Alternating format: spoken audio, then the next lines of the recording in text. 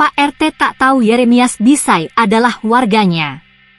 Sidang perselisihan hasil pemilihan umum, PHPU, Pilkada Papua dengan nomor perkara 304 yang diajukan oleh pasangan calon, paslon, nomor urut 2, Matius D. Fahiri Aryoko Rumaropen berlanjut. Pada sidang yang digelar Senin 10 Februari dengan agenda memasuki tahap pembuktian dengan mendengarkan keterangan saksi dan ahli dari pihak pemohon, termohon, KPU Papua, serta pihak terkait, yakni pasangan calon nomor urut 1, Ben-Hur Tommy Manuermias Bisai, BTMB. Dalam persidangan, saksi ahli dari pemohon, I Gusti Putu Arte, menilai bahwa KPU Papua telah melanggar asas pemilu yang jujur dan adil, jurdil. Ia menuding KPU telah meloloskan pasangan calon yang diduga menggunakan berkas palsu sebagai syarat pencalonan serta memanfaatkan isu agama sebagai alat pemenangan. KPU Papua melakukan tindakan yang tidak jujur, tidak netral, dan tidak profesional, tegasnya di hadapan majelis hakim.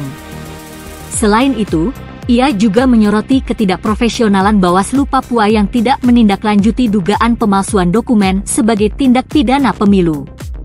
Bahkan, Pengadilan Negeri, PN, Jayapura juga dianggap bertindak tidak profesional karena menerbitkan surat keterangan berbasis domisili, padahal regulasi mewajibkan penggunaan KTP dan kartu keluarga, KK, sebagai dasar penerbitan surat keterangan tidak pernah dipidana.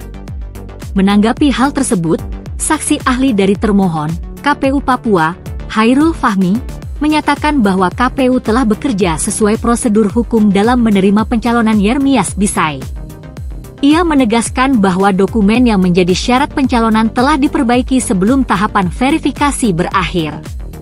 Apa yang dilakukan KPU Papua secara formal telah memenuhi ketentuan yang berlaku dalam pemilu. Jika terdapat kesalahan teknis dalam dokumen, itu bukan kewenangan KPU, melainkan PN Jayapura. Namun, kesalahan tersebut telah diperbaiki sebelum tahap finalisasi pencalonan, jelasnya. Lebih lanjut, ia menegaskan bahwa keputusan KPU Papua terkait penetapan gubernur terpilih sudah sah secara hukum dan tidak memiliki dasar hukum untuk dibatalkan. Senada dengan Hairul Fahmi, saksi ahli dari pihak terkait, BTMB, Marwar Siahaan, menyatakan bahwa masalah syarat pencalonan Yeremias Bisai tidak seharusnya dibahas kembali di MK. Menurutnya, persoalan ini telah mendapatkan putusan hukum tetap dari berbagai lembaga, termasuk Bawaslu, Pengadilan Tata Usaha Negara, PT Tun, Manado, dan Mahkamah Agung. Permohonan dari pasangan Mario telah gugur karena Yeremias Bisai tidak terbukti melanggar aturan, ujarnya.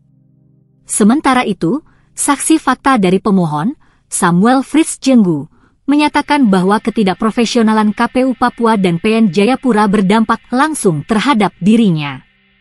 Ia mengungkapkan bahwa dirinya gagal dalam seleksi anggota DPR Papua kursi pengangkatan akibat adanya kesalahan dalam penerbitan surat keterangan tidak pernah dipidana.